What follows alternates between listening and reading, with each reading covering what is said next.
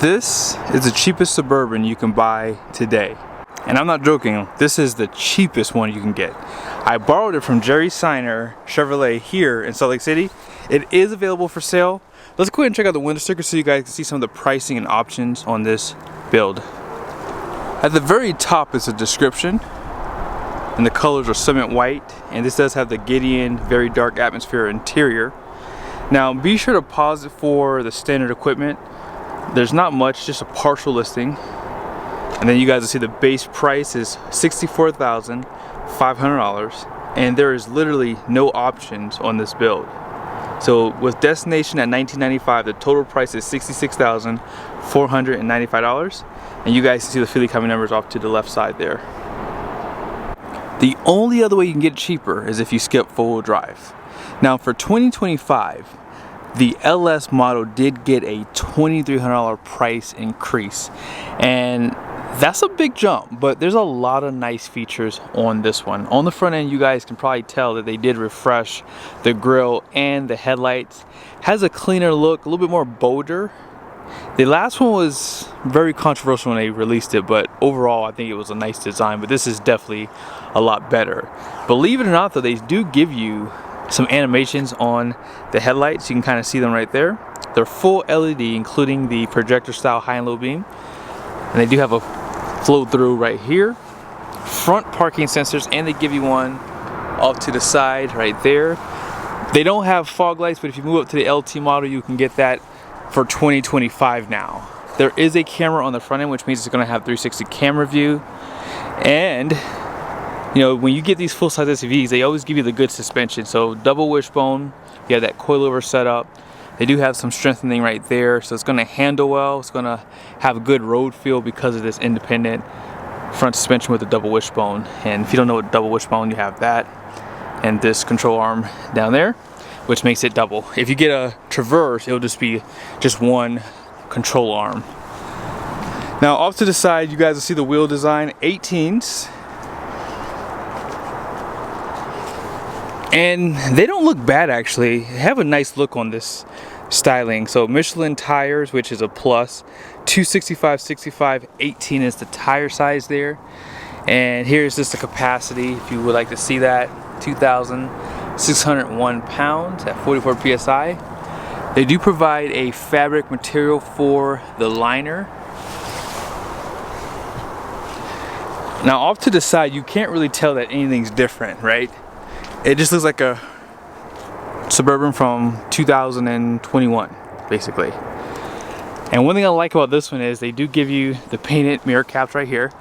So they're not just like plastic. You have more cameras, some of your badging, fixed running boards, smart key system for the front and rear door. So they come really loaded up on these too. A little bit of chrome right here and on the roof rails. This is where we're going to fill up at. 28-gallon fuel tank, regular fuel. This has that 5.3, and we'll talk about that in a second. More parking sensors. I'm shocked that they give them to you on the side for a base model SUV. I mean, if you were to put a 20-inch wheel on this thing, it would look like the other trim levels. It really would. And one thing I like about the rear end is they do give you this black trimming right here, and it looks really, really good. Just finishes off the back end. Full LED taillights for 2025. They weren't for 2024. Even on the higher trim levels they weren't. They do hide the hitch right there. There's a backup camera, and if it's dirty, it has a sprayer to clean it off. And let's see. So that's probably the only negative so far. You don't have a power liftgate. It's the only thing that's missing. That's it. But you still have great storage, 120 volt power plug right there, and you can kind of tell that this interior is just slightly different from what you've used to. Normally you see black, right? They have the tie downs and a little bit of storage below the floor. And I don't know what this is. This fell out here, so let's put that back in there. But as I said, you have to lower it down with your hand like this. It's okay though, not a big deal. Let's see if it has like a... Nope, so you have to slam it. So that's the only negative. You don't have a power liftgate, but you still have this too. So if you want to pop that glass open without having to pop the whole liftgate, this is a lot easier. I mean, it's easy to put stuff in this way, right? That's for all you lazy people out there. And then this is the side view. Has a nice look to it. Let's go ahead and talk about the powertrain. For 2025, they didn't make any changes to the powertrain for the LS trim. So this is the 5.3 liter gas V8, good for 355 horsepower, 383 pound-feet of torque, 10-speed transmission behind it, and it has a 323 axle ratio out back. You cannot get the diesel, which did get some updates for 2025, more horsepower, more torque, and it's a little bit more overbuilt. But if you want that diesel, you would have to move up to the LT trim. Inside the new Suburban, they made some big changes on this big SUV. You guys see that this does have that get in and dark atmosphere interior. So you have some soft touch up here, but the rest of this is going to be hard plastic. No Bose sound system. You still have auto up and down for the front windows, auto down for the rear. However, this one does not have the power folding outside mirrors, which you can get on an LT trim. Here's some of the controls off to the side. So lane keep assist, parking sensors, auto stop start. This one does have like a self parking system too, 360 camera. So it's loaded. And it does still have auto four-wheel drive. You have drive modes and their lightings right here. Still has the big screens like the higher trim levels, and check this out, this does have a 10-way driver's side seat. However, they are cloth, so that might be a negative for some people, but I do like the fact that they give you the darker carpet inside here, so it does probably stay clean for the most part. But yeah, you're gonna have to definitely keep these seats wiped down. Here's the passenger side, soft touch on the dash here, and check out this like wood trim. It does run from here over to the end where the steering wheel starts. Glove box is down below, and they have more of that leather with stitching right there. This seat's gonna be an 8-way, and I am including the lumbar support in there as well. A little bit of storage off to the side here, leather wrapping. So they do a good job overall, and they do have a grab handle there too. Out back, there's that door. No curtains, seat back pockets right there. And this does have 3-zone climate control. You have your USBs, those are Type C's, and you have a 120 volt power plug down here. 8-passenger, which is still nice for those big families, or if you just have kids that have a lot of friends that can go with you. Armrest in that center there, and flat floor surface too. Let's go ahead and hop back here. So you can do this one or two ways. You have this handle here, and then they do give you this one for the people out back as well.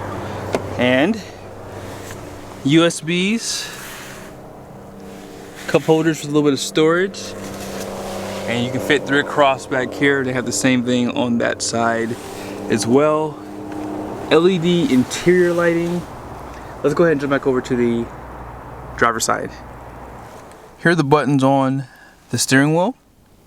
They also have some on the back too. Paddle shifters are right there, and this is how you would control that with this gear limiter here. Now push button start off to the side. And I don't know if you guys can even tell, but this steering wheel is a lot thicker compared to last year's model, which some people are gonna probably like that, especially people who have bigger hands for sure. Now, the shifter is a little different. So if you pull it towards you, it puts it in neutral. If you push here, that's park. Pull it towards you, push down, that's drive. Pull it towards you, push up, that's reverse. And check out your 360 camera. This is an LS model, and it has 360 camera view. They did change up the way that it works here, like with this menu. I like the old way better. I wish they would have just kept it the same. They didn't have to change it, but they did. It's not hard. You will learn it pretty quickly, but I just like the last year models because I'm just picky like that sometimes. 11-inch screen, 17.7. This is bigger than the Denali Ultimate, which is $110,000 from GMC. That's pretty crazy. Now, believe it or not, this thing has adaptive cruise control. So if you want to put it in regular cruise control or adaptive, you just have to hold this button down here and it'll change it for you. So yes, adaptive cruise control on an LS trim model. I haven't done a video on these, so maybe that's always been the case, but for now I just didn't know. Apple CarPlay can be moved around so you can customize this screen. If you don't ever plan on towing a trailer, you can just throw this over here. That way you don't have to see that, right? And you put your settings up here if you like. That way everything's where you want it to be at. Vehicle status is going to be important for some people. For one, I like to see temperature, so your coolant, engine oil, transmission temp is all right here. But the trip information is now here. Now if you want to move your trip information over to the driver display, watch this. You can do it like that. So that is in here. That way you can reset this if you like. And this is just other good information. If you want your fuel economy, sometimes people like to see this to get the best they can. You can move that over too. You have a home button up here. That's how you get to this menu. You also have this where you can do a mashup of different displays here if you like. And your audio's here, navigation. If you want your phone, it's right there. Now, they do hide these buttons in this icon here. So if you want your child safety locks on, that's how you get to them. Cameras right here. And then you have your auto park assist inside this menu too. If you want to see more controls, that's how you get here to see these things.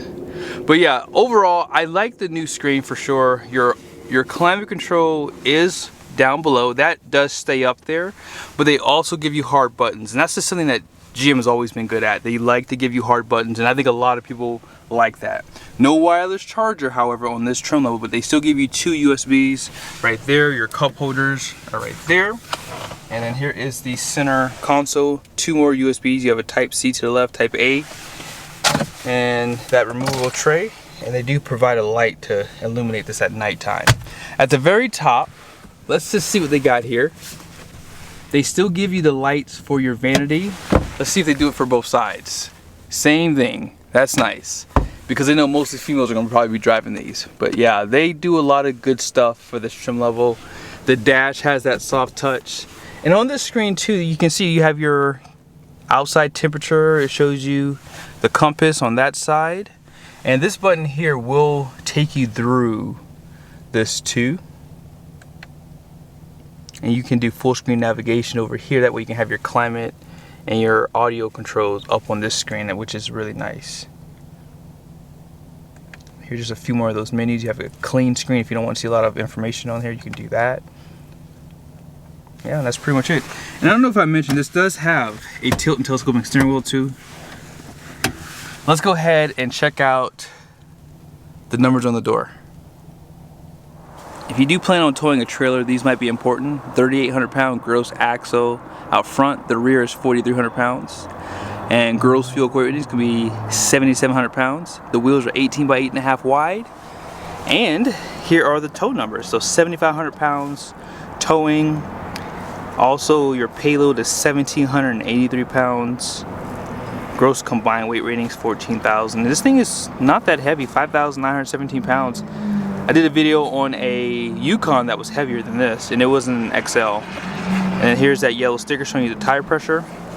All in all, this is a really nice SUV. I think that if you're not someone who wants a lot of features, this thing comes pretty loaded anyways.